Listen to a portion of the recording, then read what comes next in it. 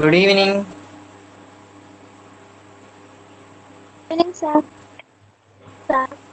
കേൾക്കാൻ പറ്റുന്നുണ്ടല്ലോ അല്ലേ? ഉണ്ട് സാർ.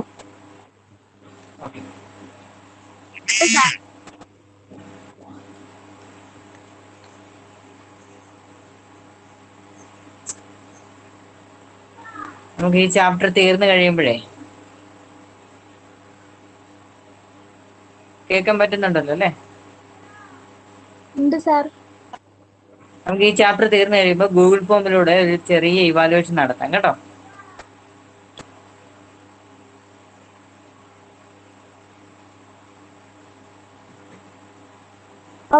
ഓക്കെ, നമുക്ക് സ്റ്റാർട്ട് ചെയ്യാം. സമയമില്ല, എനിക്ക് 9ാം ക്ലാസ്സിന് ക്ലാസ് ഉണ്ട്. അപ്പോൾ നിങ്ങളൊരു 7:40 ആകുമ്പോൾ എൻ്റെ അടുത്ത് പറയണം കേട്ടോ. Okay sir. Okay. Okay sir. അടുത്തത് നമ്മൾ നോക്കാൻ പോകുന്നത് മാർക്സിസമാണ്. Marxism is an ideology founded by Karl Marx and Friedrich Engels. The core of this ideology is that the changes in society are based on the prevailing mode of protection. They exhorted that the dictatorship of the proletariat should be established for labor is the most important factors of protection.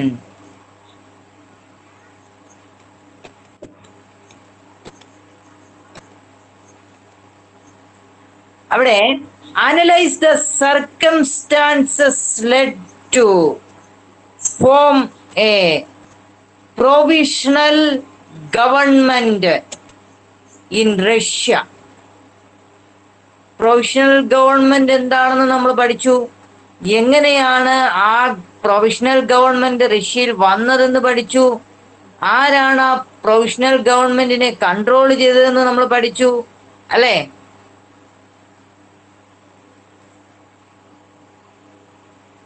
Who was the controller of provisional government? Who was the controller? Right.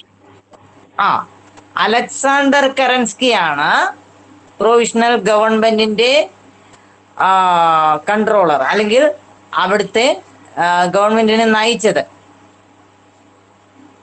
Alexander Kerensky leader of dash Menshevik leader.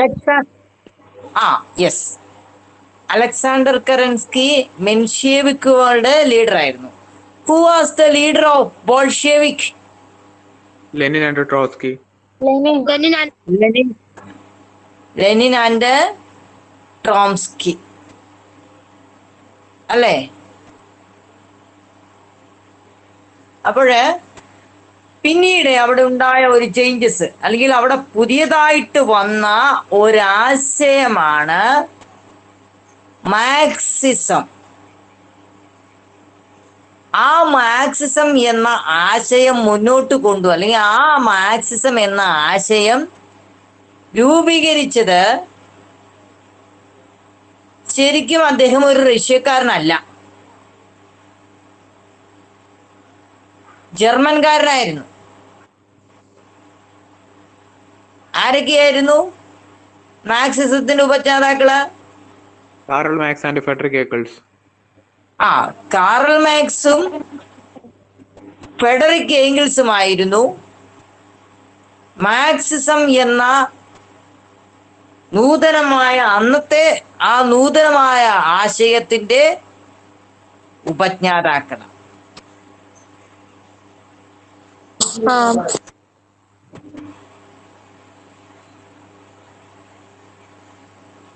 അതായത് ഒരു സമൂഹത്തിൽ നിലനിൽക്കുന്ന ഉൽപാദനത്തിൽ ഉൽപാദനമാണ് ആ സമൂഹത്തിന്റെ അടിസ്ഥാനം. ഉൽപാദനമില്ലെങ്കിൽ ആ സമൂഹത്തിന് വികാസം ഉണ്ടാവുകയില്ല. എല്ലാ തരത്തിലും, അത് ഭക്ഷ്യോൽപാദനം മാത്രമല്ല. ഇപ്പോൾ മൊബൈൽ ഫോണിന്റെ ഉൽപാദനം ഇല്ലായിരുന്നെങ്കിൽ നമുക്ക് ഈ ഒരു സമയത്ത് ഇന്ന് നമ്മൾ എന്ത് ചെയ്തേന്? നമുക്കിങ്ങനെ പരസ്പരം ഞാൻ 70 കിലോമീറ്റർ ഇപ്പുറം ഇരിക്കുന്നു, നിങ്ങൾ 70 കിലോമീറ്റർ അപ്പുറം ഇരിക്കുന്നു.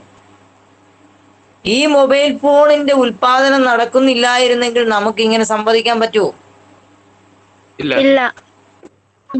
ടെലിവിഷൻ ഉൽപാദനം ഇല്ല എങ്കിൽ നമുക്കിങ്ങനെ വിക്ടേഴ്സിലൂടെ ക്ലാസ്സുകൾ കാണാൻ കഴിയുമോ? ഇല്ല. അപ്പോൾ ഒരു സമ്പദ് വ്യവസ്ഥയുടെ അടിസ്ഥാന ഘടകം എന്ന് പറയുന്നത് ഉൽപാദനം തന്നെയാണ്, മോണോ പ്രൊഡക്ഷൻ. ഇതാണ് മാർക്സിസത്തിന്റെ പ്രധാനപ്പെട്ട ആശയം. അങ്ങനെയാണ് സോഷ്യലിസ്റ്റ് സമ്പദ് വ്യവസ്ഥയൊക്കെ വന്നത്. അപ്പോൾ ഇതിന്റെ അടിസ്ഥാനം, സമൂഹത്തിന്റെ അടിസ്ഥാന ഘടകം എന്ന് പറയുന്ന ഉൽപാദനമാണെന്നും അതിന്റെ അടിസ്ഥാനം തൊഴിലാളികളാണെന്നും മാർക്സിസം പറയുന്നു. അതുകൊണ്ട് തന്നെ അതിനാൽ തൊഴിലാളി വർഗത്തിന്റെ സർവാധിപത്യം വേണമെന്ന് അവര് വാദിച്ചു. ഒരു തൊഴിലാളി വർഗത്തിന്റെ നിയന്ത്രണത്തിലുള്ള സർക്കാർ അല്ലെങ്കിൽ ഒരു ഭരണകൂടം വേണമെന്ന് അവര് വാദിച്ചു. മനസ്സിലായോ? മനസ്സിലായി. അപ്പോൾ ഇതാണ് അതിന്റെ മാർക്സിസത്തിന്റെ ഒരു രത്ന ചുരുക്കം. അവിടെ ഒരു വർക്ക് ഷീറ്റ് കൊടുത്തിട്ടുണ്ട്. ഞാൻ മുമ്പ് ഇംഗ്ലീഷിൽ എക്സ്പ്ലെയിൻ ചെയ്തായിരുന്നത്. മലയാളത്തില്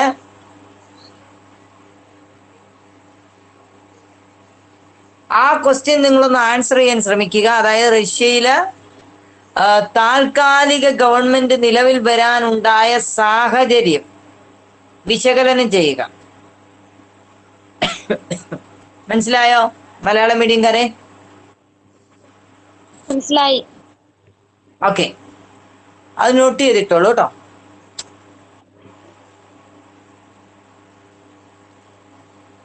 അപ്പോ മാർക്സിസം എന്താണെന്ന് മനസ്സിലായല്ലോ? മനസ്സിലായി. അവിടെ ഒരു പിക്ചർ കൊടുത്തേക്കുന്നുണ്ടോ പിള്ളേരെ? കണ്ടു. അത് ആരുടെയാണെന്നറിയാമോ? ലെനിൻ. ആ, വ്ളാഡിമിർ ലെനിന്റെ അല്ലെങ്കിൽ റഷ്യയുടെ പ്രധാനപ്പെട്ട നേതാവായിട്ടുള്ള ലെനിന്റെ ചിത്രമാണ് അവിടെ കൊടുത്തിരിക്കുന്നത്.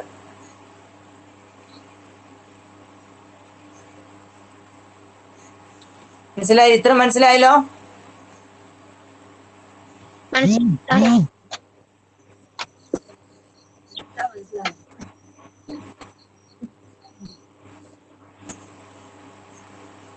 A group of Soviets did not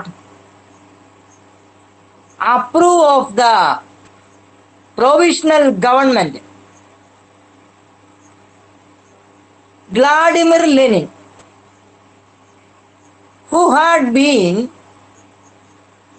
in Switzerland, came to Russia and strongly opposed the provisional government. He argued that the entire power should be transferred to the Soviet if they were to realize their aims of the revolution.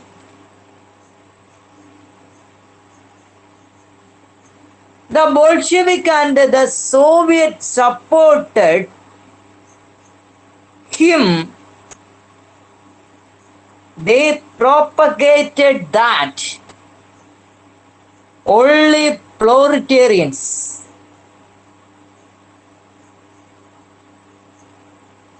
workers, government could eradicate century old economic backburners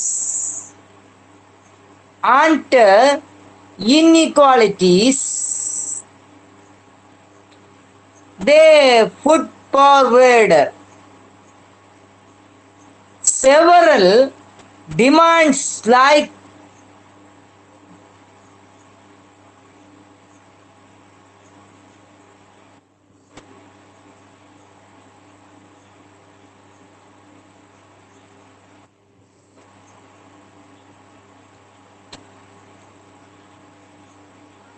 withdraw Russia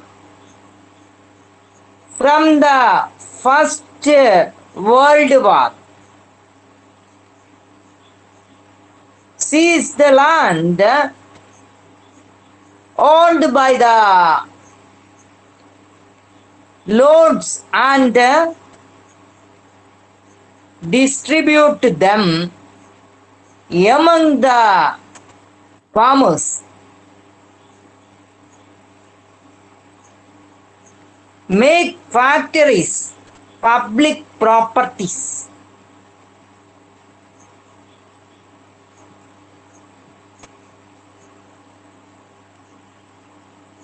Prepared a time frame showing important events of Russian revolutions on a poster. ഇവിടെ പറയുന്നത് ഒരു time line prepare ചെയ്യാനാണ്. Russian റവല്യൂഷനുമായിട്ട് ബന്ധപ്പെട്ട events, മനസ്സിലായോ? Russian റവല്യൂഷനുമായിട്ട് ബന്ധപ്പെട്ട events അല്ലെങ്കിൽ സംഭവങ്ങൾ ഉൾപ്പെടുത്തിക്കൊണ്ട് ഒരു ടൈം ലൈൻ നിർമ്മിക്കാനാണ് പറയുന്നത്.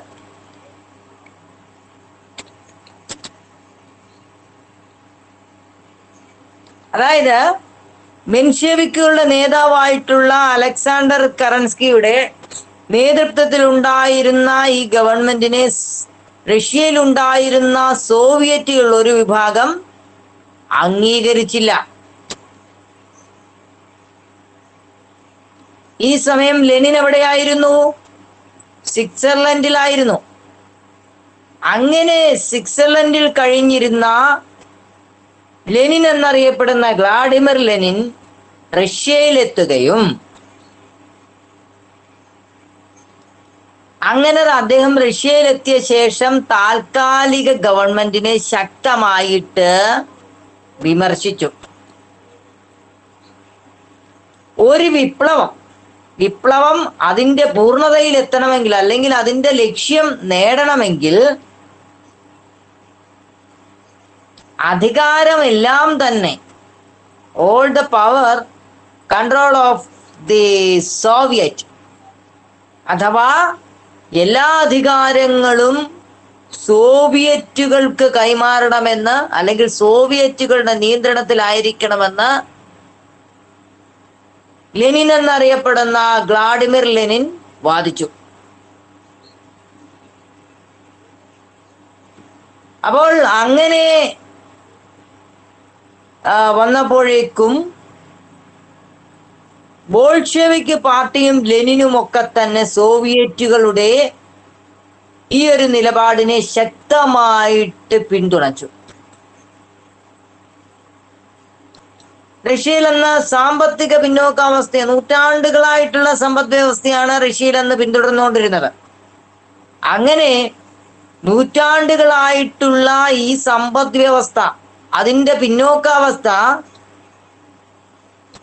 അതില്ലാതാക്കണമെന്നും അതേപോലെ തന്നെ ജനങ്ങൾക്കിടയിൽ ഇന്നീക്വാളിറ്റി അഥവാ അസമത്വം ഉണ്ടായിരുന്നു, ആ അസമത്വം ഇല്ലാതാക്കണമെന്നും ആ അസമത്വം ഇല്ലാതാക്കുന്നതിനു വേണ്ടി അല്ലെങ്കിൽ അതിന് കഴിയുന്നത് ഒരു തൊഴിലാളി വർഗ ഭരണകൂടത്തിന് മാത്രമേ ആ ഒരു അസമത്വം ഇല്ലാതാക്കാനും സാമ്പത്തിക രംഗത്തെ ആ പിന്നോക്കാവസ്ഥ പരിഹരിക്കാനും കഴിയുകയുള്ളൂ എന്ന് ഇവര് വാദിച്ചു. അത് ആ ഒരു വാദത്തിന് അവർ വൻ പ്രചാരം നൽകി റഷ്യയിലെമ്പാടും. അപ്പൊ ഈ പ്രചരണം നടത്തുന്നതിന് വേണ്ടി അവർ ചില ആശയങ്ങൾ കണ്ടെത്തുകയും അത് ഉന്നയിക്കുകയും ചെയ്തു. അതിൽ ഒന്നാമത്തെ കാര്യം എന്ന് പറയുന്നത് നിങ്ങൾക്കറിയാം, 1914 ഒന്നാം ലോക മഹായുദ്ധം ആരംഭിച്ചു. റഷ്യ ഒന്നാം ലോക മഹായുദ്ധത്തിൽ പങ്കെടുത്ത ഒരു രാജ്യമാണ്. അപ്പോൾ ആവശ്യപ്പെട്ട ഒന്നാമത്തെ ആവശ്യം എന്ന് പറയുന്നത് റഷ്യ ഒന്നാം ലോക മഹായുദ്ധത്തിൽ നിന്നും പിന്മാറുക എന്നതാണ്.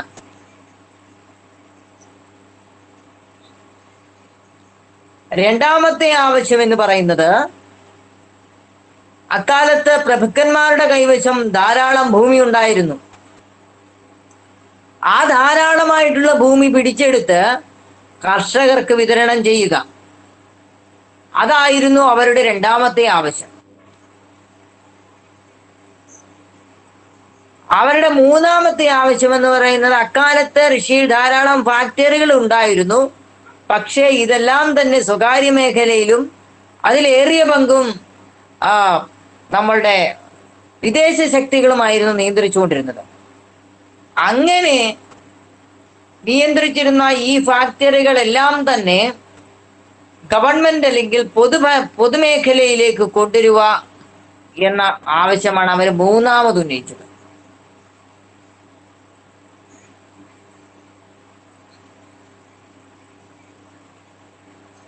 അപ്പൊ ഇത്രയും മനസ്സിലായോ? മനസ്സിലായി സർ. മനസ്സിലായി sir.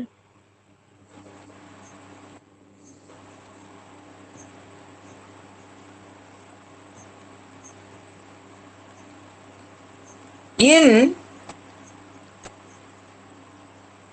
1917 October, the Bolsheviks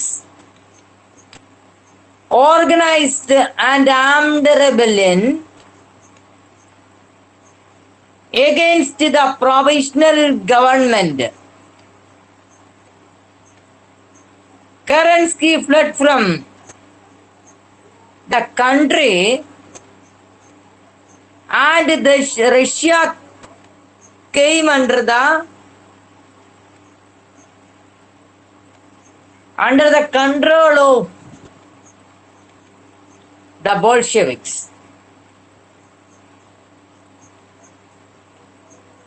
This event through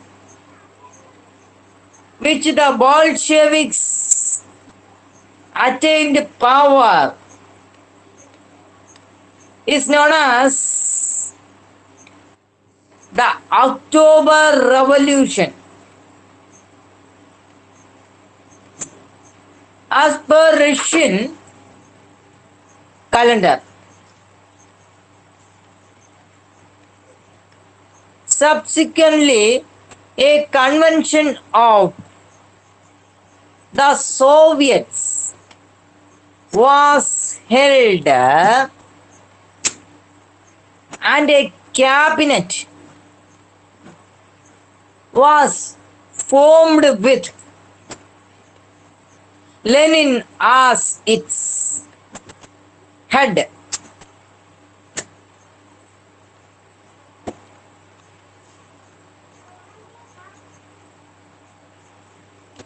അപ്പോൾ ഇവിടെ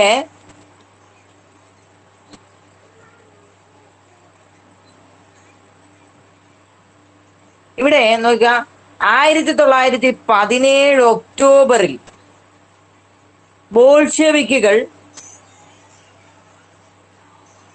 ബോൾഷെവിക്കുകൾ താൽക്കാലിക ഗവൺമെന്റിനെതിരായിട്ട് സായുധ കലാപം ആരംഭിച്ചു. അങ്ങനെ ഈ കലാപം ഉണ്ടായതിനു ശേഷം മെൻഷേവിക്കുകളുടെ നേതാവായിട്ടുള്ള അലക്സാണ്ടർ കരൻസ്കി. ഈ അലക്സാണ്ടർ കരൻസ്കി റഷ്യ വിട്ടു പോവുകയും അതേപോലെ തന്നെ അദ്ദേഹം റഷ്യ വിട്ടു പോയതിന് ശേഷം റഷ്യ ബോൾഷെവിക്കുകളുടെ നിയന്ത്രണത്തിലാവുകയും അങ്ങനെ ബോൾഷെവിക്കുകളുടെ നിയന്ത്രണത്തിലായ അല്ലെങ്കിൽ ബോൾഷെവിക്കുകൾക്ക് അധികാരം ലഭിച്ച ഈ സംഭവമാണ് ഒക്ടോബർ വിപ്ലവം എന്ന പേരിൽ അറിയപ്പെടുന്നു.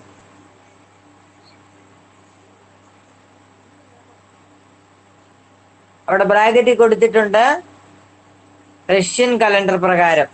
അതായത് വിപ്ലവം ശരിക്കും ഈ ആംഡ് റെബല്യൻ എപ്പോഴായിരിക്കും നടന്നിട്ടുണ്ടാവുക? നവംബറിലാണ് അല്ലേ? പക്ഷെങ്കിൽ ഇവിടെ ഒക്ടോബർ റവല്യൂഷൻ എന്നാ പറയുന്നത്. കാരണം റഷ്യ അന്താരാഷ്ട്ര കലണ്ടറിനേക്കാൾ റഷ്യൻ കലണ്ടർ ഒരു മാസം പിന്നിലാണ്.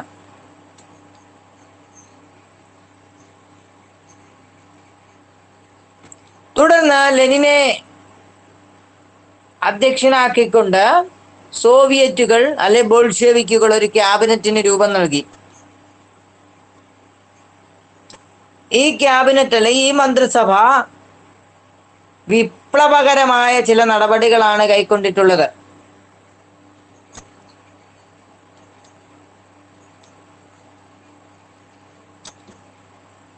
മനസ്സിലായോ? അതിൽ ഒന്നാമത്തത് Russia withdrew from the first world war. അതായത് ഒന്നാം ലോക മഹായുദ്ധത്തിൽ നിന്നും റഷ്യ പിന്മാറി.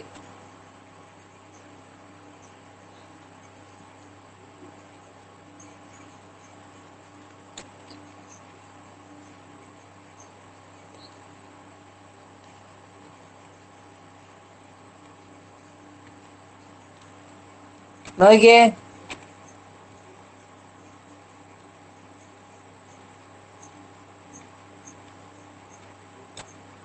Russia withdrew from the First World War, seized out the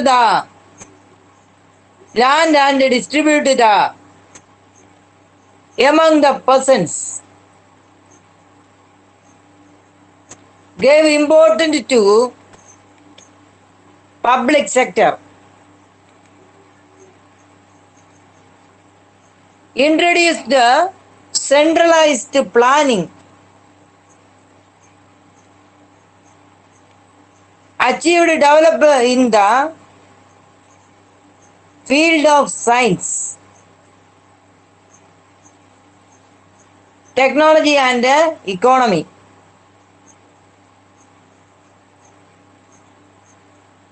Then new constitution came to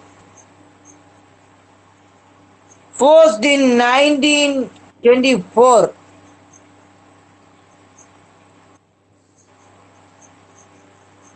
Union of Soviet Socialist Republic, that means USSR,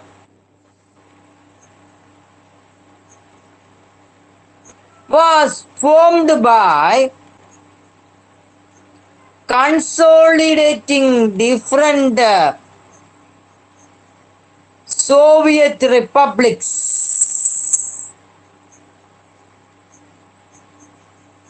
spread the socialist ideas all over the world.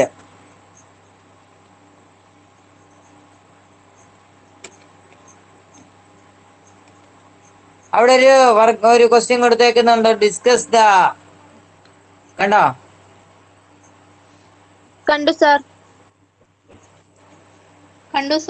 Discuss the role of the October Revolution in establishing proletariat government in Russia.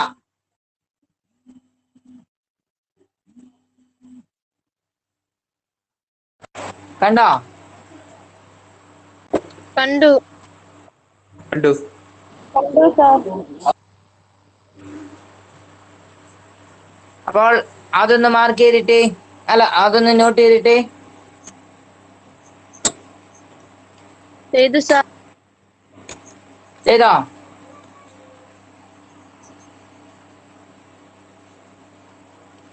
അപ്പോൾ Russia ഒന്നാം ലോക മഹായുദ്ധത്തിൽ നിന്ന് പിന്മാറി പ്രഭുക്കന്മാരുടെ കൈവശമുണ്ടായിരുന്ന ഭൂമി പിടിച്ചെടുത്ത് കർഷകർക്ക് വിതരണം ചെയ്തു, അല്ലേ? ഫാക്ടറികള്, അതുപോലെ തന്നെ ബാങ്കുകള്, ഗതാഗത ഫാക്ടറികള്, ബാങ്കുകള്, ഗതാഗത സൗകര്യങ്ങള് എന്നിവയെല്ലാം വിദേശ വ്യക്തികളിൽ നിന്നും എടുത്തുകൊണ്ട് പൊതു ഉടമസ്ഥതയിലാക്കി.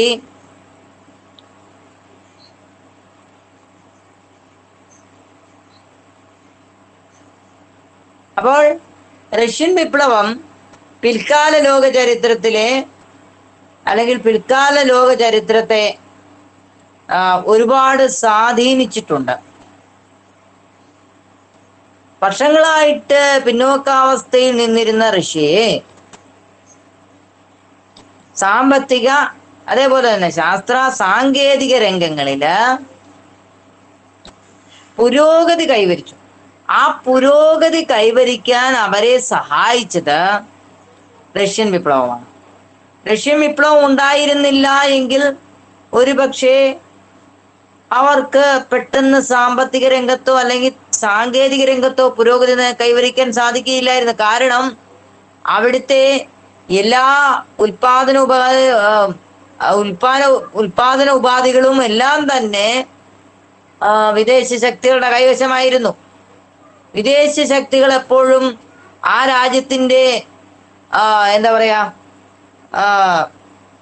വികാസത്തിന് വേണ്ടി പ്രവർത്തിക്കുന്നവരല്ല, മറിച്ച് അവരവരുടെ സ്വന്തം രാജ്യത്തിന്റെ വികാസവും സ്വന്തം പോക്കറ്റിന്റെ വികാസവും നോക്കുന്നവരാണ്, അല്ലേ? അതുകൊണ്ട് തന്നെ സ്വകാര്യ മേഖല അല്ലെങ്കിൽ ആ വിദേശ ശക്തികൾ നിയന്ത്രിച്ചുകൊണ്ടിരുന്ന ആ ഉൽപാദന പ്രക്രിയക്ക് അവിടെ യാതൊരു വികാസവും കൊണ്ടുവരാൻ സാധിച്ചില്ല. എന്നാൽ വിപ്ലവകരമായ ഈ മാറ്റങ്ങളിലൂടെയാണ് ശാസ്ത്ര സാങ്കേതിക രംഗത്തും അതുപോലെ തന്നെ സാമ്പത്തിക രംഗത്തും ഒക്കെ തന്നെ ഗണ്യമായ പുരോഗതി കൈവരിക്കാൻ അവരെ സഹായിച്ചത്.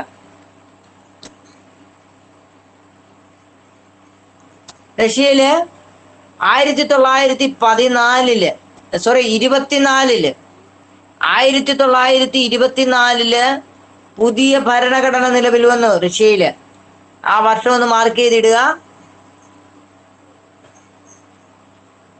അക്കാലം വരെ ഉണ്ടായിരുന്ന സോവിയറ്റ് റിപ്പബ്ലിക്കുകൾ ഉണ്ടായിരുന്നു. അത്തരത്തിൽ വ്യത്യസ്തമായിട്ടുള്ള സോവിയറ്റ് റിപ്പബ്ലിക്കുകൾ ചേർന്ന് സോവിയറ്റ് യൂണിയൻ അഥവാ USSR, union of Soviet socialist republic,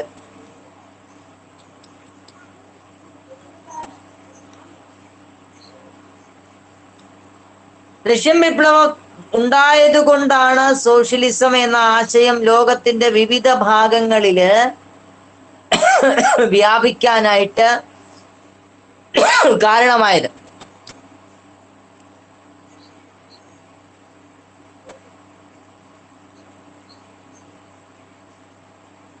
അവിടെ ഒരു നിങ്ങളുടെ പുസ്തകത്തിലുണ്ടോ എന്ന് എനിക്കറിയില്ല.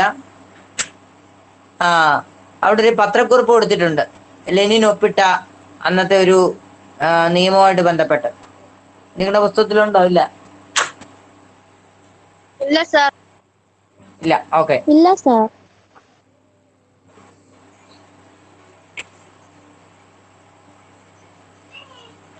അതായത് റഷ്യയില് തൊഴിലാളി വർഗത്തിന്റെ ആധിപത്യമുള്ള ഒരു ഭരണകൂടം ഉണ്ടാകാൻ ഒക്ടോബർ വിപ്ലവം വഹിച്ച പങ്ക് ചർച്ച ചെയ്യുക. മലയാളം മീഡിയംകാർ നോട്ട് ചെയ്ത് വെച്ചോ.